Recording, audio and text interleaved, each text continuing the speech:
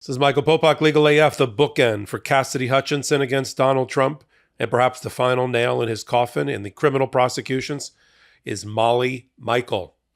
Remember Molly Michael's name, just as we didn't know who Cassidy Hutchinson was, Mark Meadows' right-hand assistant, executive assistant, who's able to testify to the Jan 6 committee, cooperating now with Jack Smith, cooperating now with Fani Willis about everything that happened in the Oval Office leading up to and through Jan 6th.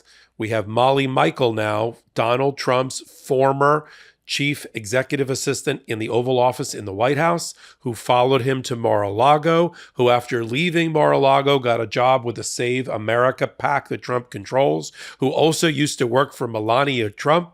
That Molly Michael is now cooperating with the federal government and the Department of Justice and Jack Smith because she's worried about her own liability and liberties related to her work for Donald Trump at Mar-A-Lago in helping him hide the boxes, hide the documents, and obstruct justice, and his failure to turn over records to the National Archive, to the Department of Justice, to the FBI, and to federal judges on demand. Molly Michael has flipped. You might have heard that before, but what you didn't really piece through yet, I don't think, is how I'm going to connect all the dots with Molly Michael back to the Oval Office, back to the Jan 6 committee, and the discovery that we've made about her critical role. She is the nightmare witness for Donald Trump in the way that Cassidy Hutchinson is. She is unimpeachable. She is unassailable. She is unsinkable. She is the unsinkable Molly Michael. That's how high regard she was held by Melania Trump and Donald Trump. It's one thing for him to try to throw rocks at Cassidy Hutchinson. Barely knew her, don't know her, didn't work for me. But not Molly Michael. Molly Michael, you saw every day. Mr. Trump, you heard every day. She emailed you. You forwarded documents related to the coup through Molly Michael. So there's a lot of reporting now that she is the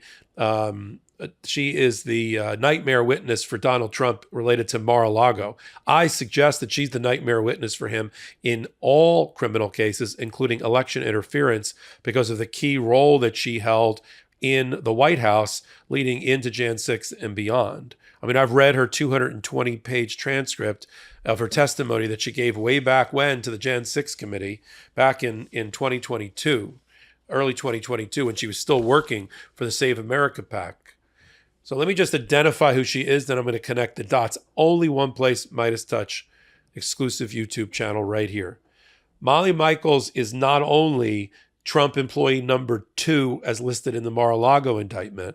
And what was her involvement in Mar-A-Lago as alleged? And as we now know, she worked closely with Walt Nauta and others to move boxes around and in and out of different locations at Mar-A-Lago to keep them away from the prying eyes of the federal government, the FBI, the Department of Justice, and even Donald Trump's own lawyers, one working to return the documents to the National Archive, and the other one, Evan Corcoran, negotiating, but what he didn't know, negotiating in bad faith with the Department of Justice because his own client was cutting the legs out from under him from behind by failing to put boxes in the review room at Mar-A-Lago that Evan Corcoran could ever locate. Molly Michaels knows about all that. She supplied text messages, emails, and photographs of the boxes. Remember when Donald Trump complained when the FBI had the photo after the search warrant execution of documents spilling out of boxes with classified markings on them?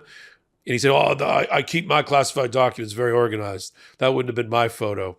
Okay, Molly Michaels has a photo where literally months before the turnover that was arranged by Evan Corcoran, Donald Trump's lawyer, to the government of the docs, the infamous 38 classified documents in a sealed envelope, there's a box that fell over with its lid off and spilled out classified documents. And Walt Nauta took a photo of it and sent it to Molly Michael and said, we got a problem. Got all these boxes, all these documents back in there. She's also going to testify about the 90 original boxes that Donald Trump personally, individually reviewed to select the 12 out of the 90 that he would send to the National Archive. She's also going to testify, as we know from most recent reporting, that Donald Trump had a habit, a penchant, for writing on the back of classified documents a to-do list and then giving it to her. Like he couldn't afford paper at Office Max or the office supply place. He had to recycle America's confidential and classified documents as his own personal to-do list or pad, ripped him off and gave him to Molly Michael, who was horrified, by the way. I mean, she knows what the Presidential Records Act is all about. And so she kept all of these. And apparently, even though the FBI did a very thorough review of Mar-A-Lago and all the different locations pursuant to the search warrant, apparently they didn't think to look under the desk organizer or blotter for Molly Michaels. And when she got to work the next day after the raid or after the execution of the search warrant, she found those particular classified document to-do lists. She had the presence of mind to turn them over and arrange for their return to the FBI. The way the reporting has come out, I don't think she told the boss that she was going to do that. So that got her quickly on the radar screen. Of course, the FBI and the Department of Justice had her on the radar screen because of her critical role of working the outer office of the Oval Office to coordinate meetings and to transmit information in and out of Donald Trump. That's why I think she's so critical to the election interference case in the District of Columbia as well. I mean, if you look at the Jan 6th transcript, she says in response to questioning by the investigators that, for instance, Peter Navarro is in the news again. I did a hot take about him calling Cassidy Hutchinson a pimp and saying that she did nothing more than, suck on candy instead of doing her job, and other misogynist, racist, and sexist things about her. He was busy attacking her, but you haven't heard him attack, for instance, Molly Michael. And one of the reasons I think is he's going to be hard pressed to do that. First of all, he sent to her all of his reports about fraud in the election and the fake elector scheme. He sent it to the president through Molly Michael.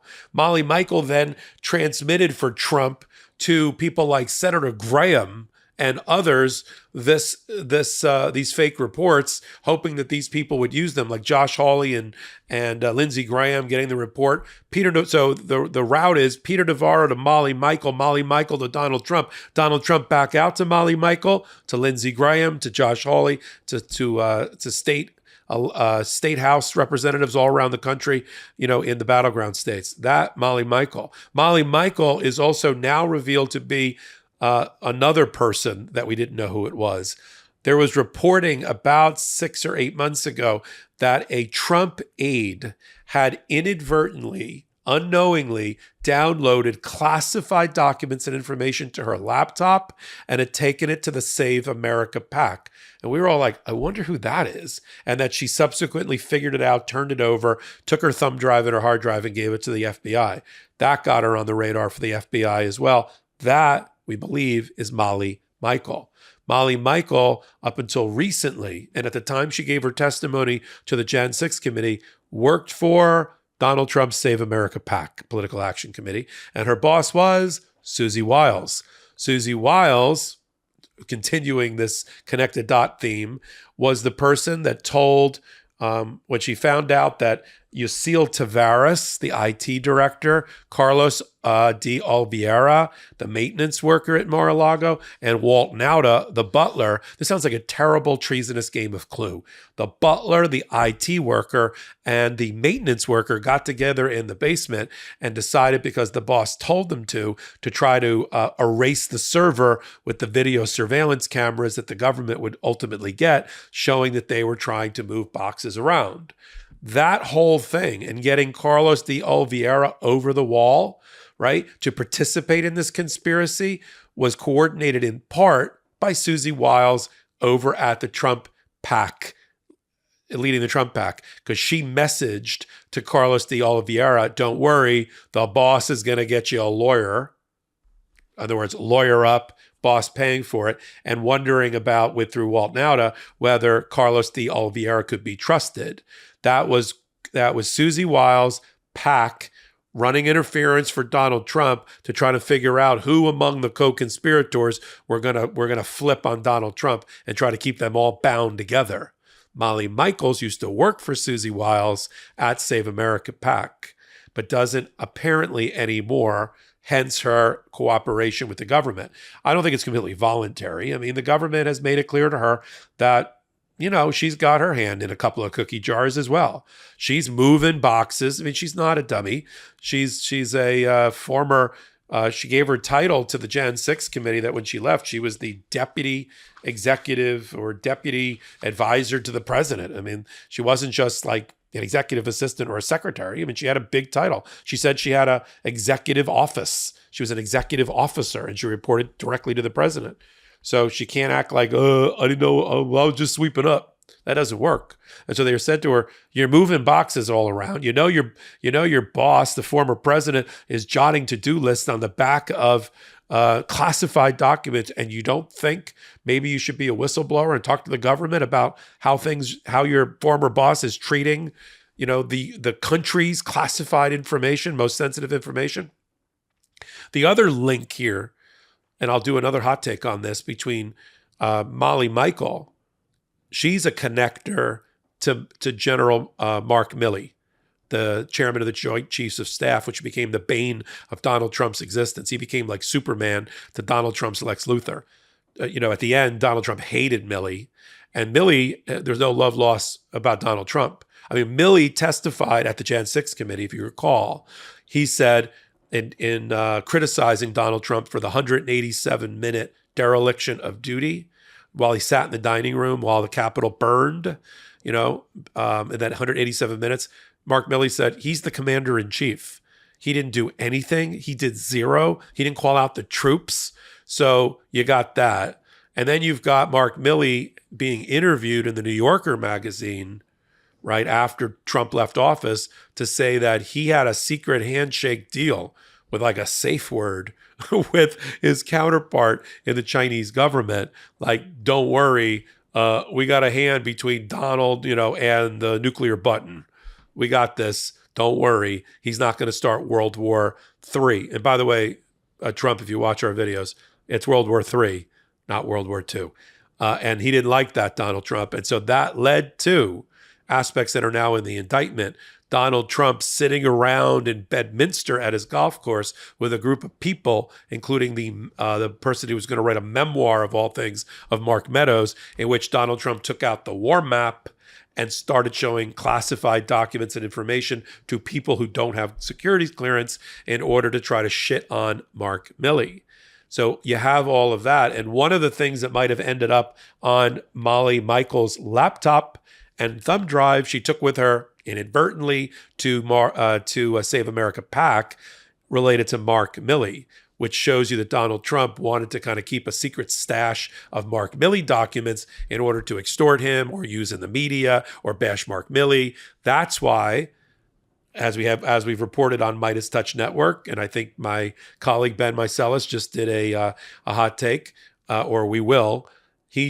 Donald Trump just this past weekend basically tweeted out to his followers, kill Mark Milley. I mean, he literally said that in other times, Mark Milley would be hanged or shot for what he saw as treason.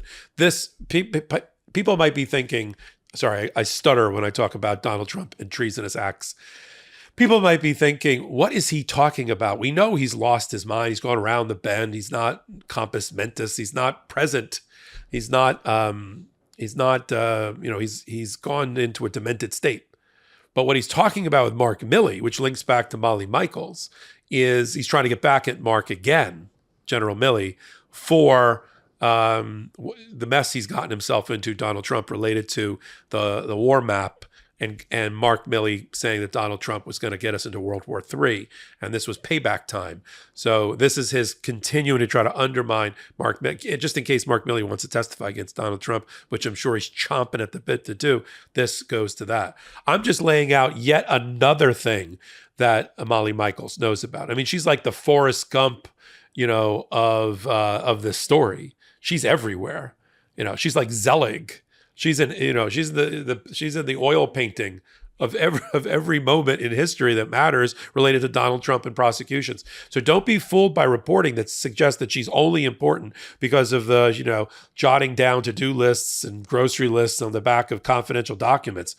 She has a much wider lens almost a 270-degree fighter jet view of Donald Trump in action with all of the people that you've come to love on the MeidasTouch network.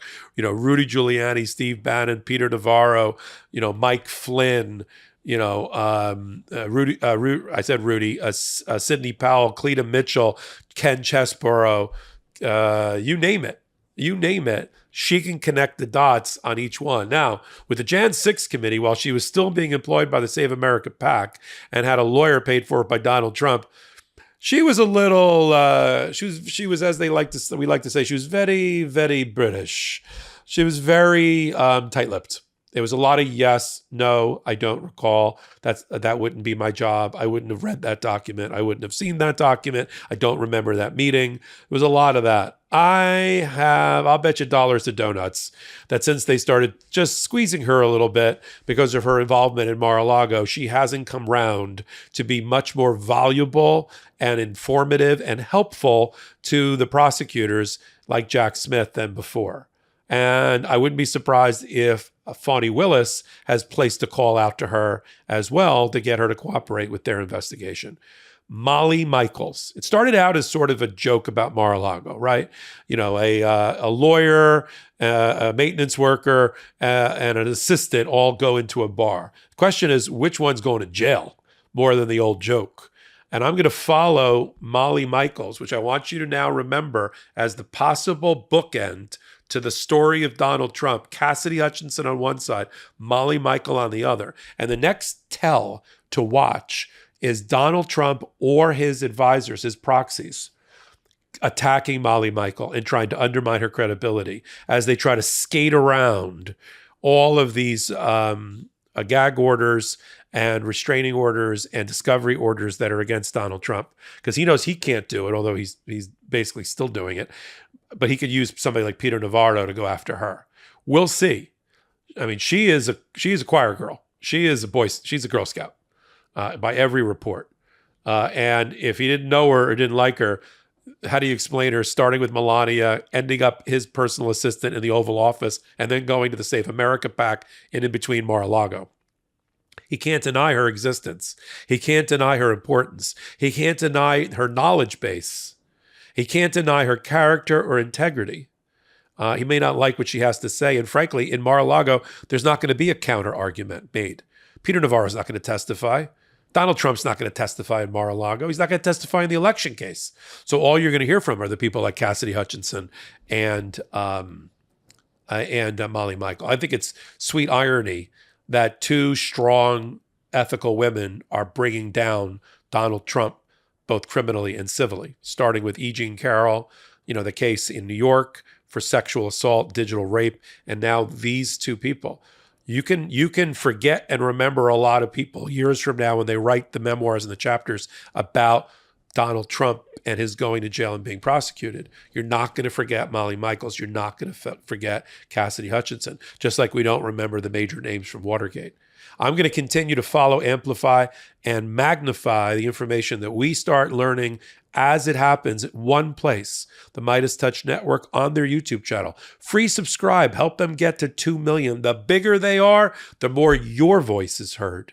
And then for me, I co-anchor the leading podcast on law and politics, one place, the MeidasTouch YouTube channel, you knew that, and audio podcast platforms, wherever you get your podcasts from. It's called Legal AF. Yes, it's what you think. I do it on Wednesdays with Karen Friedman Agnifilo. I do it on Saturdays with the co-host and co-founder of MeidasTouch, Ben Mycelis. Join us there, and then go over to the MeidasTouch.com website where you'll see all our content. There's like a whole newsroom now with original reporting.